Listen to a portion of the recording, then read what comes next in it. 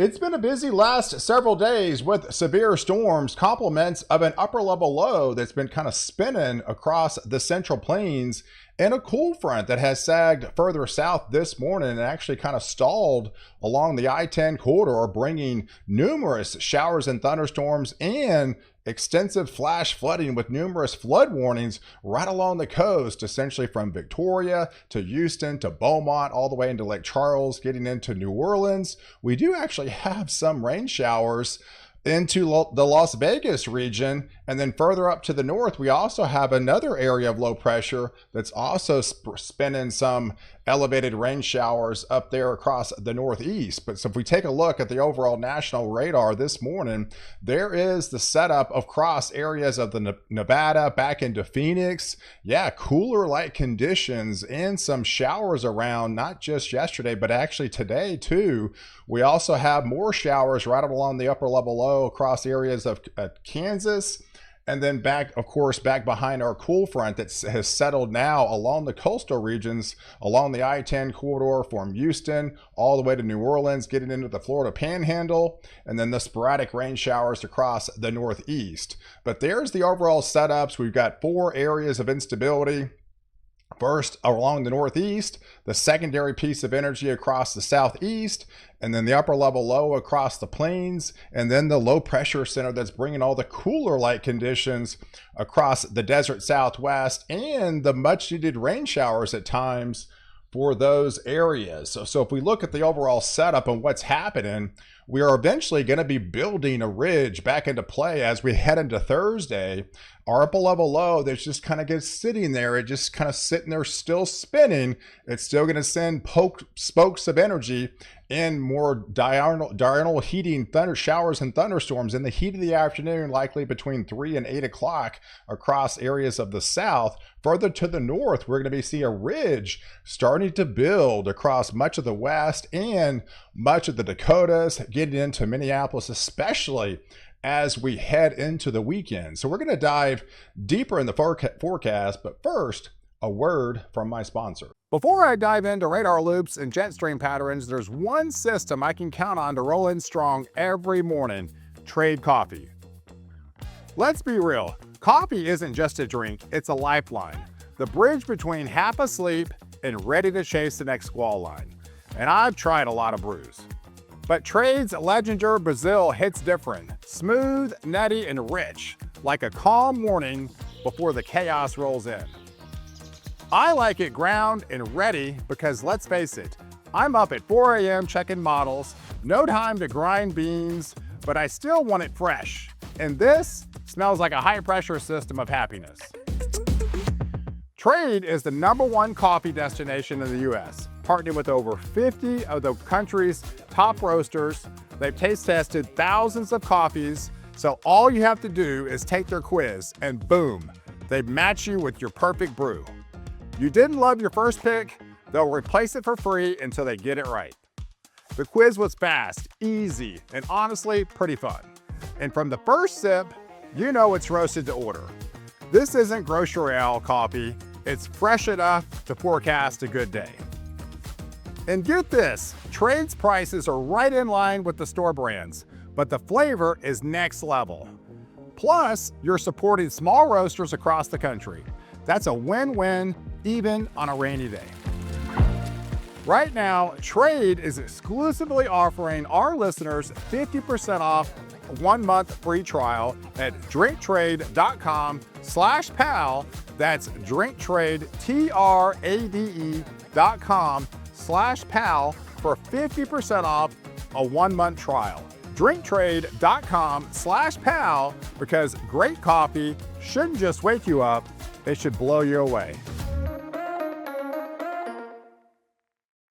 So let's take a look at the setup on Friday. But our upper level low, it's actually going to be sneaking back. It's going to come back into play and intensify just a little bit, and that's going to cause enough heating into the afternoon and enough lift in the upper levels of the atmosphere where they're going to be seeing some isolated showers and thunderstorms back into play into Oklahoma, portions of Texas again, back into Arkansas, right along the coastal area with our little upper level low that's kind of spinning across this desert southwest, and then our secondary piece of energy that's highlighted across the northeast as well. Now those are definitely needed because some of these areas are actually under a severe drought, basically in New Jersey as well as into portions of New York. Getting into Massachusetts, Connecticut, areas of Rhode Island, they definitely need the rain out there. But overall setup, what's going to happen as we head into the weekend kind of looks like this. We've got a ridge of high pressure that's going to be building back into play. So those cooler light conditions are going to be a distant memory for the desert southwest. High pressure starts to build and the ridge starts to form over the top. So that's going to elevate the warmth well to the north all the way to the Canadian border.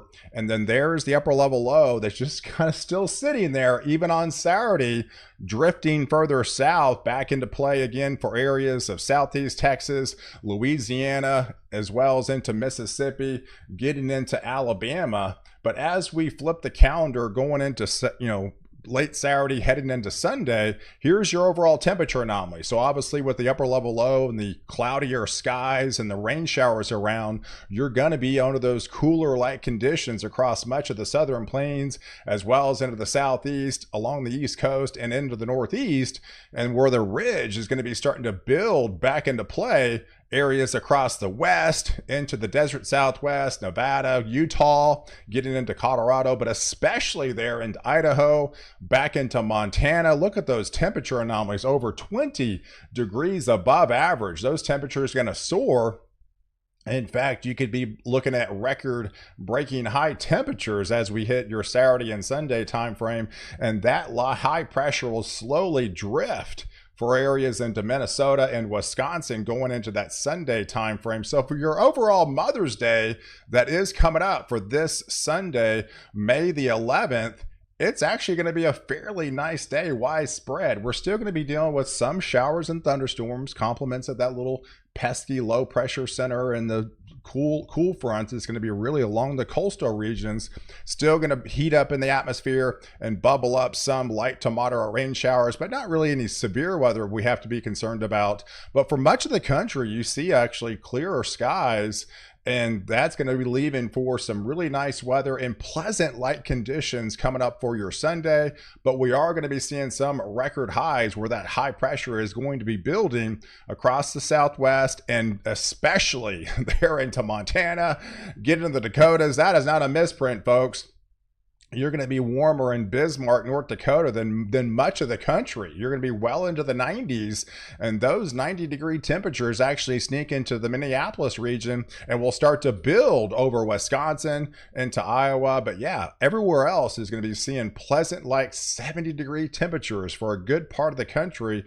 Areas across the Pacific Northwest, cooler than that, into the 60s, and areas across the New England areas, cooler into the 60s as well. But overall, the setup going into the next week, yes, there is the ridge of high pressure, and the well above average temperature anomalies are going to be building over Minnesota, Wisconsin, getting into Iowa. That ridge of high pressure will likely just expand and deepen. But you see the blue areas across California, much of the Oregon coast.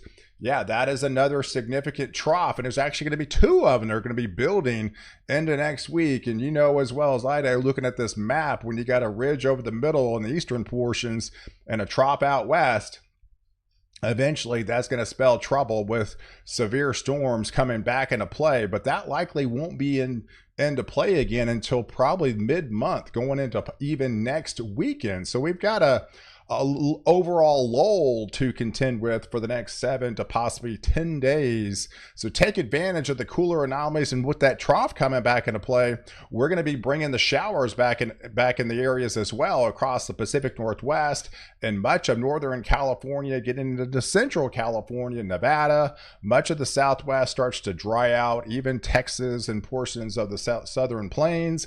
And we've got another area of low pressure that's highlighted across areas of the Carolinas that will be bringing showers and thunderstorms back into the play, but not severe for them. And then you start to dry out for areas across New England But as we get deeper into the week, that heat dome is only going to likely expand and intensify next week, especially as we go into the middle of next week. We've got ridge essentially from all the way to the Texas coast, getting into Michigan, with the heat really starting to expand, likely the warmest temperatures we've seen so far this year. While, yes, out west, that trough deepens, and likely the secondary trough is even deeper and actually even gets stronger. So that's going to be bringing down much cooler anomalies back into picture for much of the desert Southwest, but it's also going to provide that lift mechanism. So by the time we head into, say, Thursday, and especially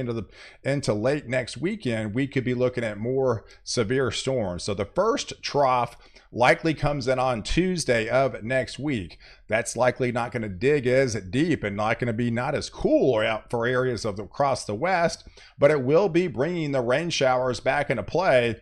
And then, of course, the heat is going to be building across a good part of the Central Plains and much of the Ohio Valley, the Tennessee Valley, back into areas of New England again, while much of the South is still going to be bringing, trying to hang on to those more like normal light conditions. So you've got the trough out west, but the temperature anomalies start to soar. Those 10 to 15, 20 degrees above average temperatures now will be putting 90s back into play into Texas. Even some triple digit heat will likely return for Texas, and that will likely expand as we get deeper into late next week, going to the weekend, and also tap into those elevated dew points. Are going to be activating that dry light again. This likely won't be until next Friday. So this is getting to be a longer ways out, but we have that lull, but it is May and the severe storms do come back into picture, with the dry line starting to get active again around the 16th time frame. This is after the area is already heated back up well into the 90s and tap into some lower 70 dew points. That could definitely spell trouble, with more instability coming back into play and a lot of shear, as well as the lift mechanism with the trough out west. So the setup over the next 7 days looks like this. On the rain front, we are going to be drying out with some leftover showers for the next day or two across areas of the Southwest. You've got the relentless troughs coming in out off the West Coast for the next 7 days, bringing the rain showers back into play, bringing the cooler light conditions, especially along the coast and much of the West Coast. But as you get into the interior region, especially where the heat dome will likely be expanding over a good part of the north central plains and the upper Midwest, you're going to be high and dry. Underneath that, you're still going to be dealing with some showers and thunderstorms for the next couple of days, with that upper level low highlighted over Kansas and Missouri, back into Arkansas, portions of Oklahoma. I think much of Texas starts to dry out. And then where it's going to be wet is really along the coastal regions, with that upper level low and the cool front that's going to be stalled across this region, bringing some multi-inch rains, especially for those areas into the southeast, getting into Florida, back into Georgia, as well as South Carolina. I think they're the highest anomalies as far as the rain front. But look at the beneficial rains as you swing further northeast. Yeah, that's actually another 1 to 2 inches. So this is going to be eating away the drought for those areas across the Northeast, and that will be a welcome sight as we head into the next couple of days. So guys, I appreciate you guys watching. Do like this video. Definitely hit the subscribe button and catch the next update. Why protect you before and after the storm.